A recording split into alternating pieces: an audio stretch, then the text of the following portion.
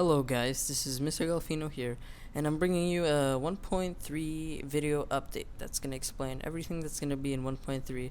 I'm going to skip segments so it doesn't take that long, and so it becomes short and sweet, so you'll know all the good information about 1.3 and you'll be ready before your friends are.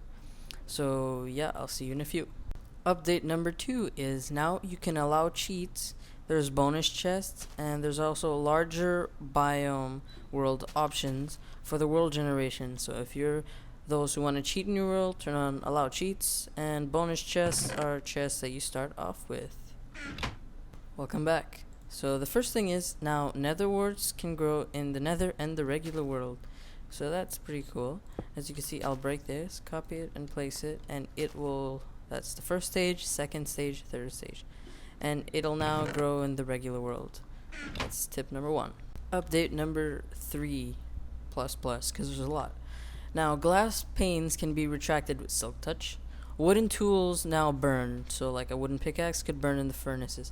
Buckets get returned from furnaces without lava inside of them. That's cool. They fixed bugs in game. Multiplayer now acts like single player, so those bugs that you have in single player, they'll be the same in multiplayer. Cocoa beans can now be found from jungle leaves, and with a chance of 1 in 200. Cauldrons slowly fill with rain. The game doesn't pause anymore, or that's what I think. They increase knockback on creepers and TNT.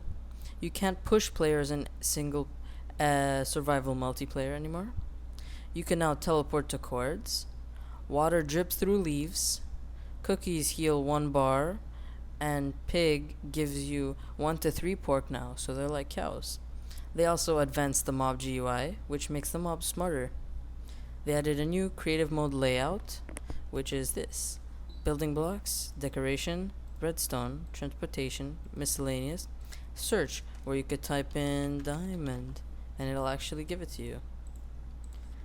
Foodstuffs, tools, combat, brewing, materials, and the coolest thing, your survival inventory. So if you put that there, it'll stay in your survival inventory. Now, they added new modes. Adventure. The adventure mode is the mode where you cannot break any blocks, but it's like for map makers. Now, servers can suggest texture packs and also post links. There's also larger biome world, which I explained before. You can now open to LAN. Once you click this, you could allow cheats or not, and anyone that is on your router or your Wi-Fi network can join your world and you can play together. They also added new chat settings where you could chat be shown, web links, prompt links, colors, and opacity.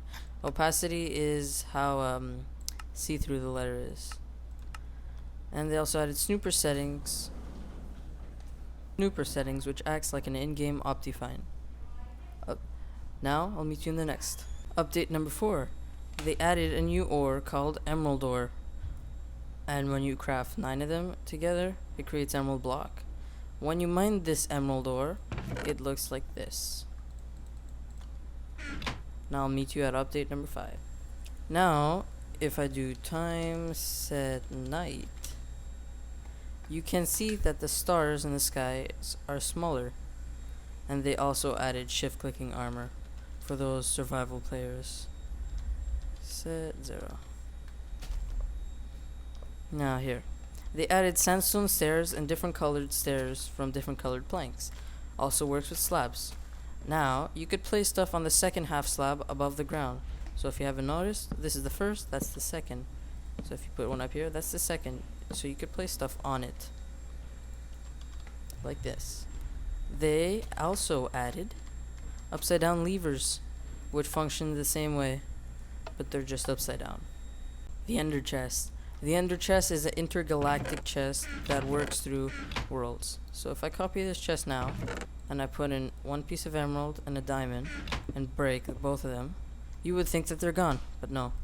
You replace it, and everything saves inside this chest. So this is like an in-game bank. That's cool. The way to craft the Ender Chest is simply like this: 8 blocks of obsidian surrounded by the Eye of the Ender. Writable books. Now, you could write in books and write journals. 1.3 is a super mega awesome update. The way to craft these is simple. Take all these 3, and place them in any order you want, so it could be mixed up.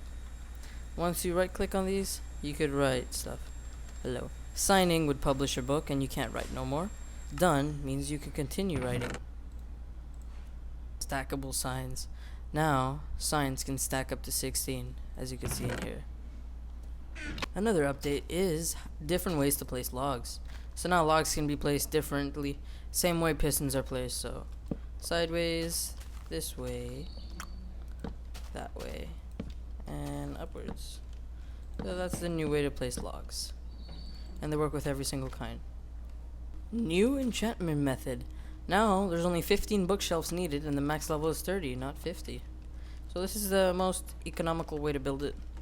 Saves you resources and it looks pretty cool.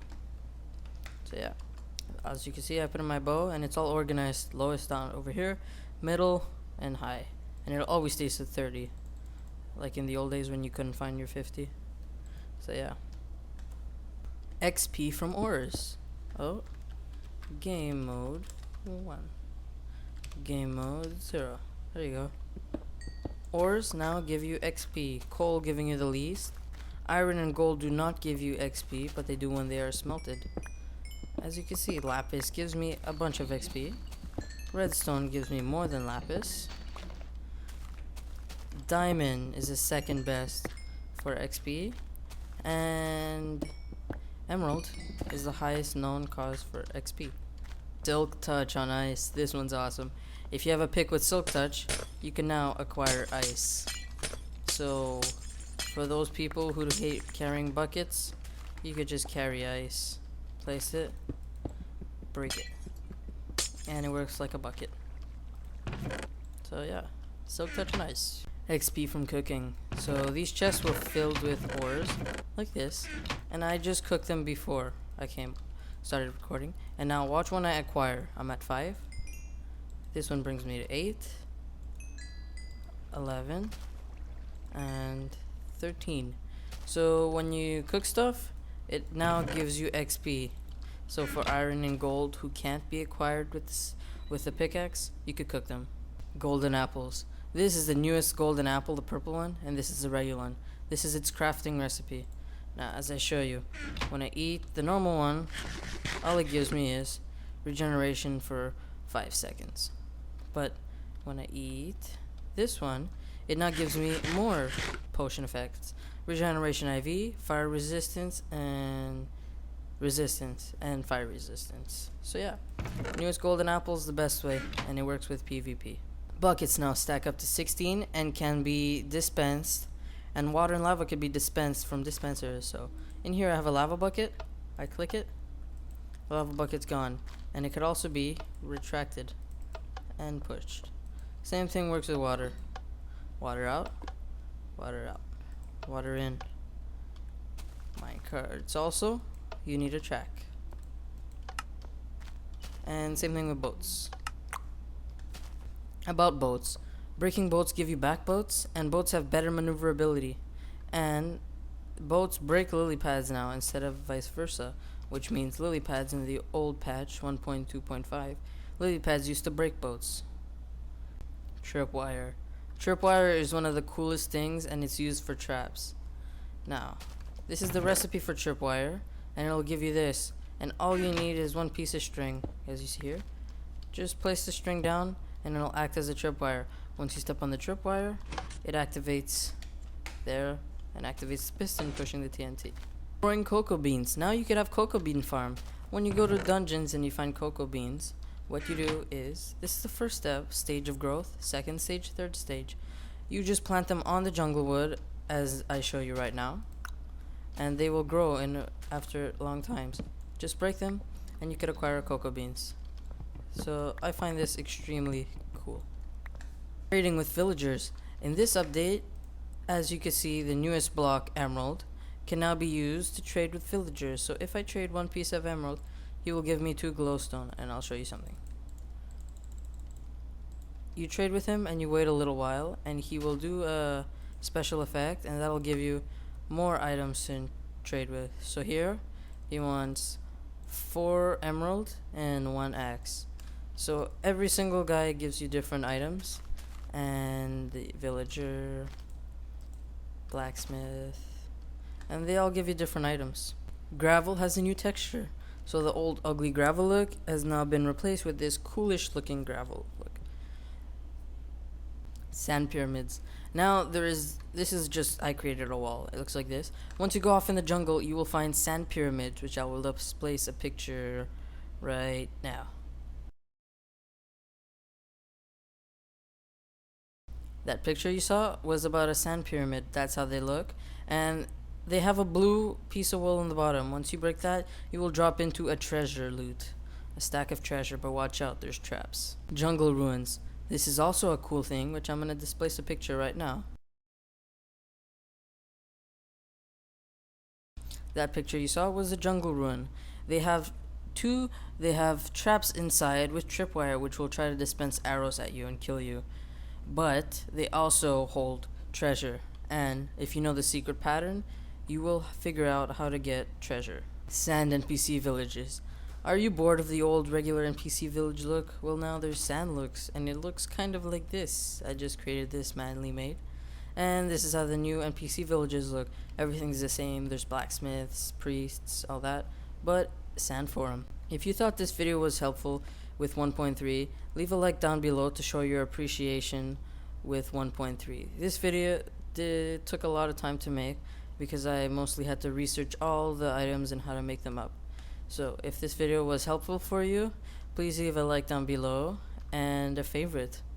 And if you want to follow me around with my new episodes and let's plays and tutorials, just hit that subscribe button on top. So yeah, I will also post a link in the description for more 1.3, for the forums of 1.3, explaining all the things I've missed. But I didn't miss big things, I just missed tiny things like how the GUI got fixed, like coordinates and all that. So yeah, thanks for watching guys, see you later.